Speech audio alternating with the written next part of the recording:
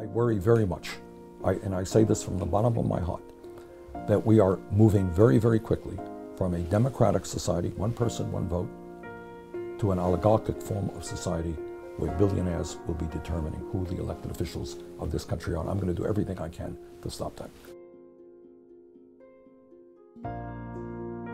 The rate of income tax ought to be set on the ability to pay it, and at the moment the top rate is too low. I would go 50% and possibly slightly higher, but I'm actually more interested in collecting uncollected corporation tax and corporate taxation. Would 60% be too high? Can I finish? The real issue is corporate tax fraud across the world.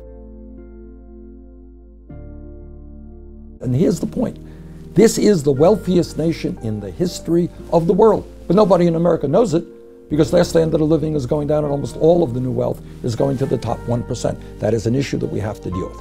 In the wealthiest nation in the history of the world, top 1/10 of 1% should not own almost as much wealth as the bottom 90%. Everybody in this country should in fact have at least a minimum and dignified standard of living. People living here in Britain deserve to be able to live decently. Every child deserves to be able to be fed properly, go to school and live decently. So just answer that scenario. That is what the UN Convention on the Rights of the Child is about. That is what the Children's Act is about. Everybody should be able to get all of the education they need, regardless of the income of their families. What does that mean? It means that we should go back to where we were 50 years ago and what other countries around the world are doing, Germany, many other countries, and say, you want to go to college? You have the ability to go to college, you have the desire to go to college. Public colleges and universities will be tuition free because education must be a right of all people. Value education for the learning it gives, not for the commodity it presents itself as. People and children come first. The amount of money involved is not that great when compared to the total budget as a whole. What we're doing is going in a wrong direction by impoverishing children of large families, and particularly in London, where the benefit cap has had a devastating effect on people in the private rented sector. So it seems to me that when you look at basic necessities of life, education, healthcare, nutrition, there must be a guarantee that people receive what they need in order to live a dignified life. Everyone wants to live in a decent society. Everyone is one accident away from a dependence on the welfare state and dependence on the NHS. Everybody has older people who need adult social care. But they were this. Healthcare, to my mind, is a right of all people. Okay, that's what I believe. I think every man, woman, and child is entitled to healthcare, and that right exists in virtually every other major industrialized country on earth. We are the odd guys out there. Despite the modest gains of the Affordable Care Act, we have 35 million people who still have no health insurance, and more importantly, millions more are underinsured with high copayments and high deductibles. So I believe that healthcare should be a right. I believe in a Medicare for all people, and I think that is not an area where private insurance companies should be functioning.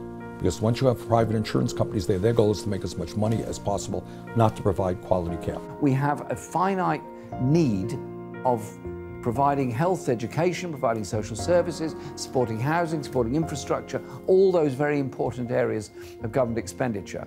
And the biggest problem area is not income tax, it's actually corporation tax and corporate tax evasion. And there's been a huge redistribution of wealth in the last 30 years. From the middle class to the top 1/10 of 1%. Now the other thing that you understand globally is you have horrendous imbalance in terms of wealth in the world. As I mentioned earlier, the top 1% will own more than the bottom 99% in a year or so. That's absurd. My goal is to reduce inequality. To completely end inequality is obviously a very difficult thing to do, but the levels of inequality that have grown to such catastrophic levels in Britain have to be challenged. The 100 richest people own as much as a third of the entire population.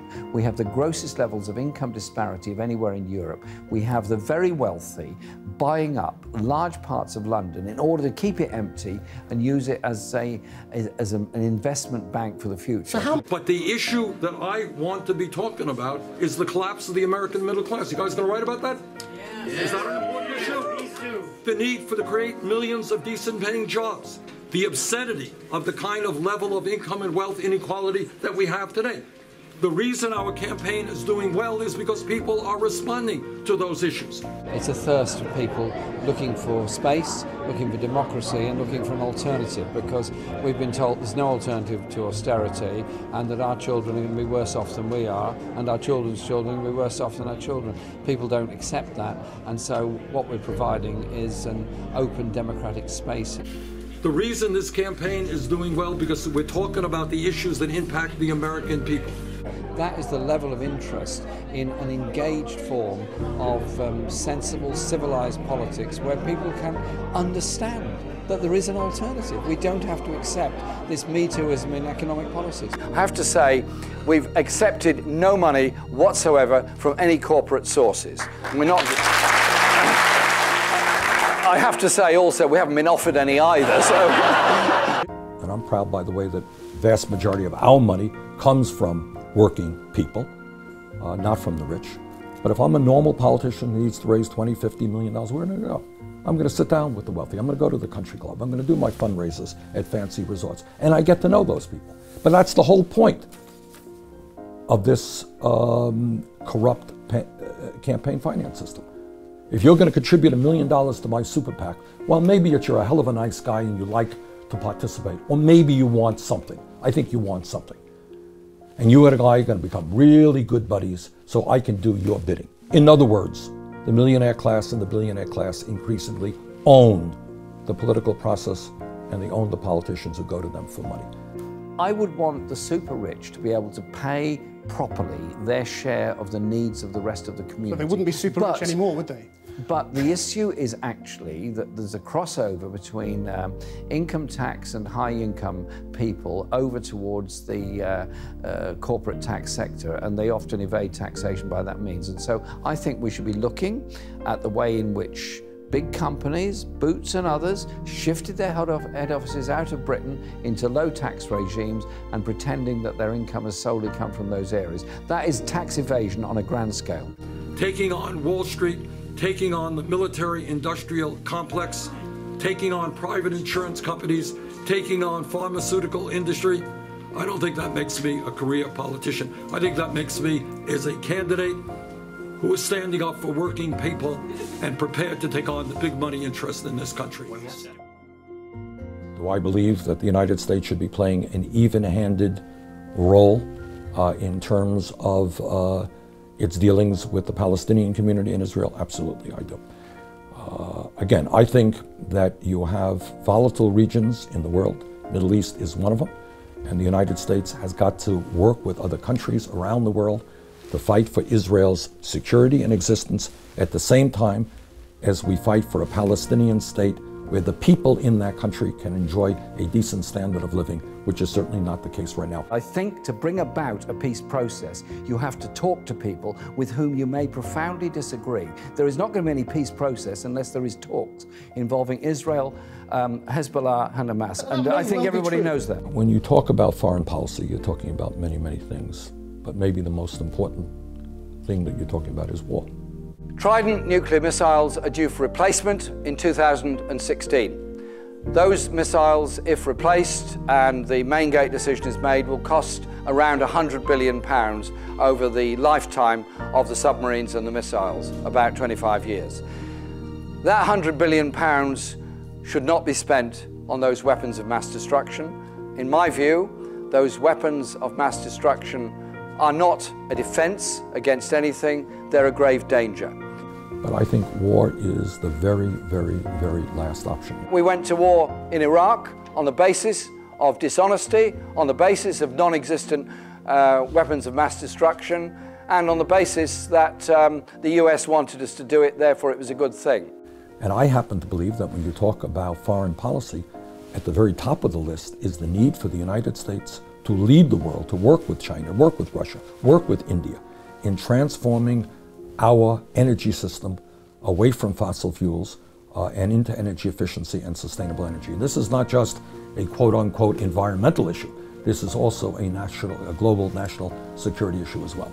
I am against the fracking idea. I'm against the development of shale gas for a number of reasons. One is it seems to me a very backward-looking idea that instead of dealing with our energy needs by conservation, protection and efficiency, we instead go for something that is unbelievably pollutive of the groundwater, great consumer of water, and it's all very, very short term. I'm a member of both the Energy Committee and the Environmental Committee.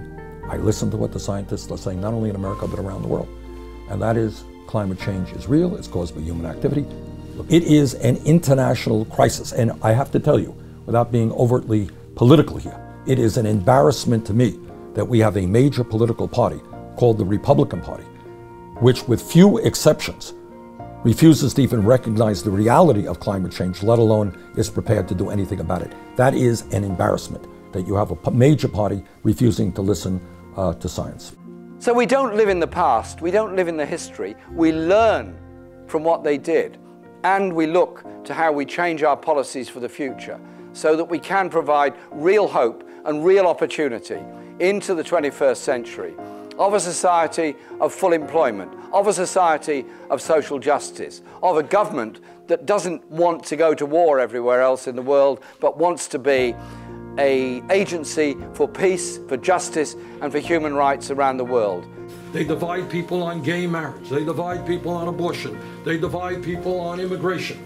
And what my job is, and it's not just in blue states, believe me, we're going to go to red states, we're going to go to conservative states, is to bring working people together around an agenda that works for their kids and works for their parents. Raising the minimum wage to $15 an hour, having a trade policy that creates jobs in America, not in China, making sure that all of our kids can get a college education regardless of their income, fighting for pay equity for women workers.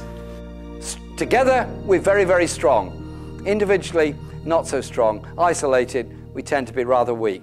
Isn't it best to be strong and be together? Are you aware of the rise of Jeremy Corbyn as the UK Labour Party candidate? And whether that's something you think you can tap into and whether you've got a message for that I campaign? think whether it's the UK or here in the United States, here's the answer. People are sick and tired of establishment politics. They're sick and tired of a politics in which candidates continue to represent the rich and the powerful, go out begging money from the wealthy.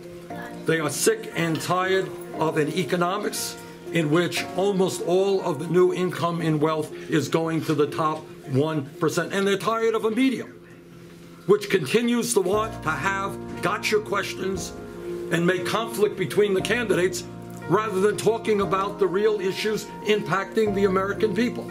And that is why I'm not familiar with what's going on daily. I am aware of the candidate.